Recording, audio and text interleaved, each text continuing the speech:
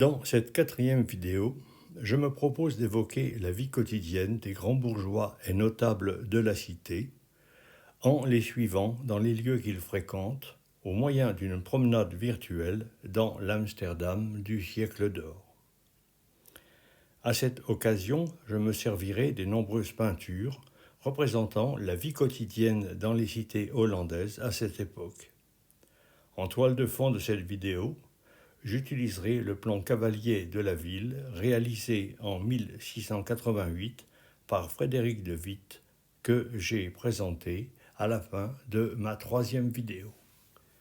Rappelons d'abord les éléments constitutifs de la cité. Elle est parcourue en son centre par le fleuve Amstel qui se jette au nord dans un bras abrité du Zuiderzee, là où se trouve encore le port principal. Le cours de l'Amstel est coupé par un barrage servant d'écluse, le Dam, qui a permis la création des deux ports primitifs, le Rocking et le Damrak. Sur le plan de Frédéric de Witt apparaissent aussi les limites de la ville du XVIIe siècle, marquées par un rempart précédé de deux canaux servant de fossés, le Singel et le Clovener Burgwal.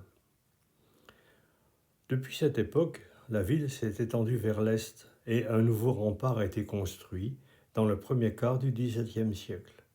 Ce rempart bastionné possède la particularité d'être surmonté de moulins à vent destinés au drainage des sols. Notre première visite virtuelle aura lieu au niveau du canal du Heregraft, un des trois canaux construits immédiatement à l'est du Singel. C'est en effet le long de ces canaux qu'habitent les riches notables de la cité. Les deux tableaux de Gert Bergheide peuvent étonner par la simplicité, à la limite de l'austérité, des maisons qu'ils représentent. Ce sont de hautes maisons de briques, étroites et fonctionnelles, sans guère de décoration. Elles sont toutes précédées de ruelles longeant le canal, et comporte pour la plupart une double volée d'escaliers permettant d'accéder au rez-de-chaussée surélevé donnant sur l'appartement. Cette surélévation rend ces appartements à l'abri de soudaines montées des eaux. On dispose de nombreux tableaux figurant les intérieurs des logis. Ils ont tous en commun de témoigner d'une recherche sans ostentation du confort et du bien-être de ses habitants. Les sols dallés sont nettoyés périodiquement par les servantes. Les larges fenêtres à petits carreaux permettent de dispenser la lumière. Les murs blancs, ornés de tableaux ou de miroirs, donnent une impression d'intimité. Les personnages peints sur ces tableaux montrent des enfants et des servantes occupés à des tâches domestiques. Parfois apparaissent aussi les maîtresses de maison.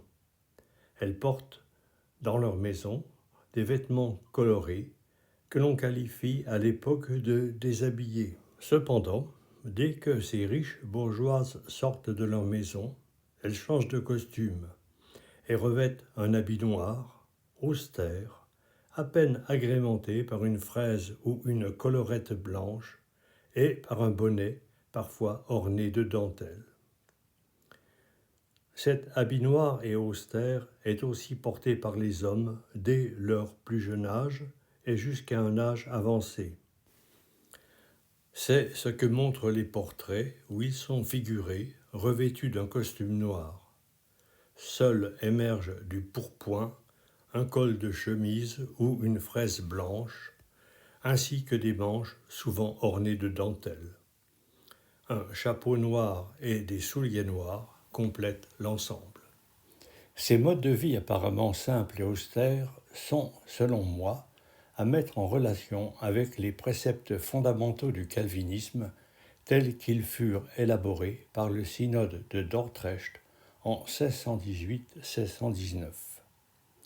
À cet égard, je me permets une parenthèse dans le déroulement de ma promenade virtuelle pour évoquer trois des préceptes de ce synode qui permettent de mieux comprendre la manière dont furent façonnées les mentalités de ces grands bourgeois lors des prêches des pasteurs pendant les offices. Le premier extrait évoque la totale perversité de l'être humain depuis le péché originel.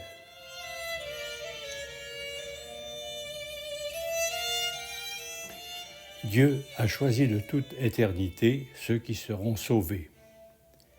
Ils recevront, en don de Dieu, la foi. Grâce à ce don, le Saint-Esprit les guidera dans leur régénération intérieure.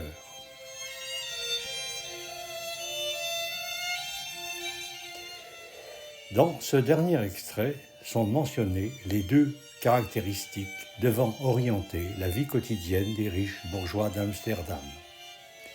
Suivre les préceptes de l'Évangile induit l'austérité et la simplicité des modes de vie, raffermir la volonté afin qu'elle produise de bons fruits, orientera la manière dont ils concevront leurs actions spirituelles, mais aussi temporelles.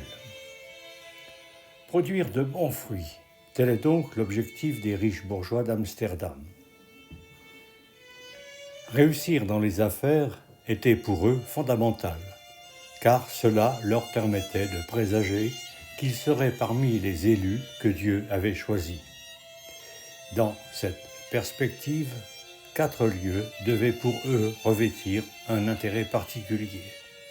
L'Église, le siège de la VOC, la Compagnie unie des Indes orientales, la Banque d'Amsterdam et la Bourse. Rendons-nous d'abord au siège de la VOC, la Compagnie unie des Indes orientales. Il était situé le long du Clovenierburgwal et occupait un vaste espace, comme en témoignent les gravures qui le montrent du côté du canal et de la rue. Cette compagnie, créée en 1602, eut pour but de concurrencer, voire même de supplanter les routes commerciales portugaises d'Extrême-Orient en établissant des comptoirs de négoce sur la route menant à la Chine et au Japon.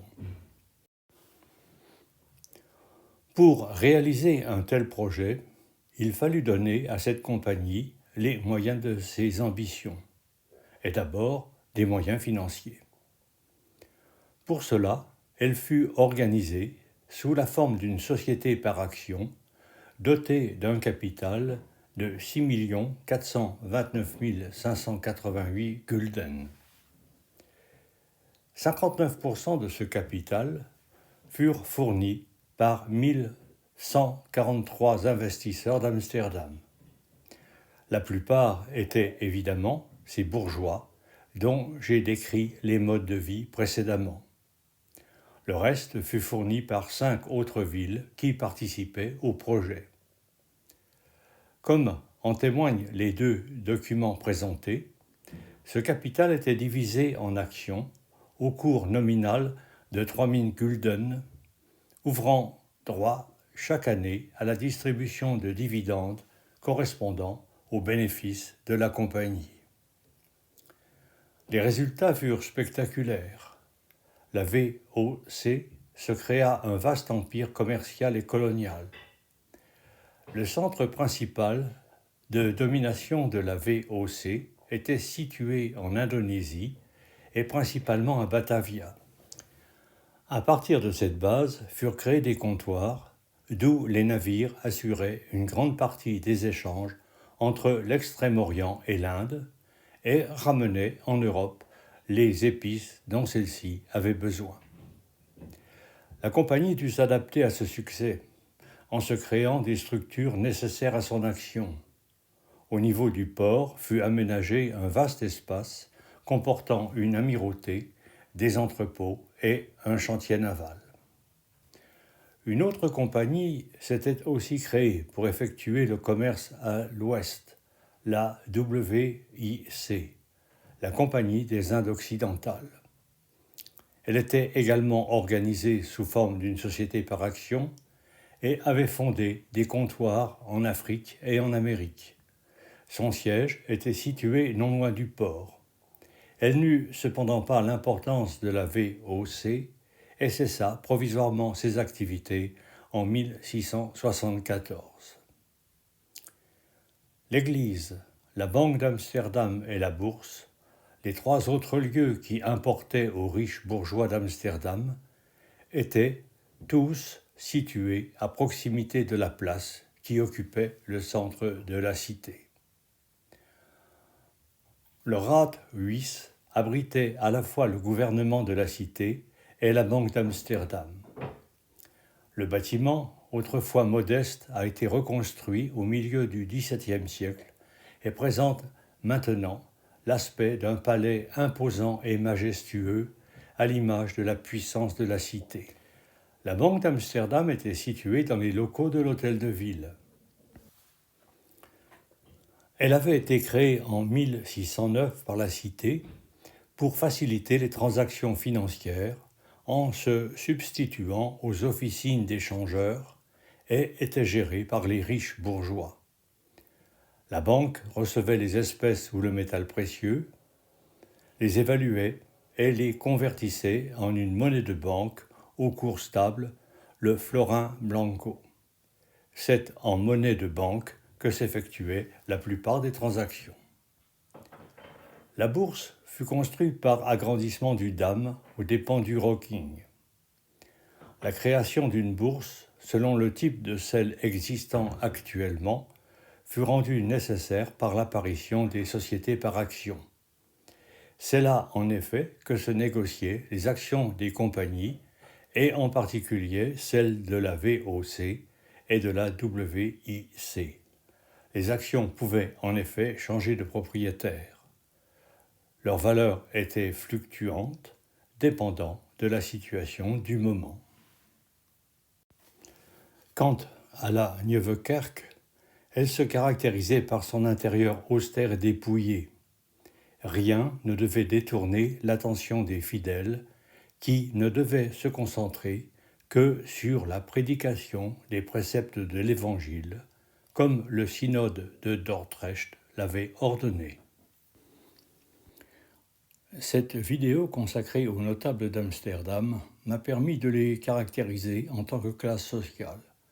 Ils sont à la fois austères en apparence pour respecter les principes de l'Évangile et soucieux de leur réussite financière et sociale pour se conforter dans l'espérance que Dieu les a choisis pour être élus. Ils possèdent un rôle dominant dans la société, participent au gouvernement de la cité et sont actionnaires des compagnies de commerce. Ce ne sont cependant pas des rentiers. Ils sont aussi armateurs, négociants au long cours, mais aussi mécènes et protecteurs des artistes. D'autres activités retiennent également leur attention. Je les évoquerai dans mes 2 dernières vidéos consacrées à Amsterdam.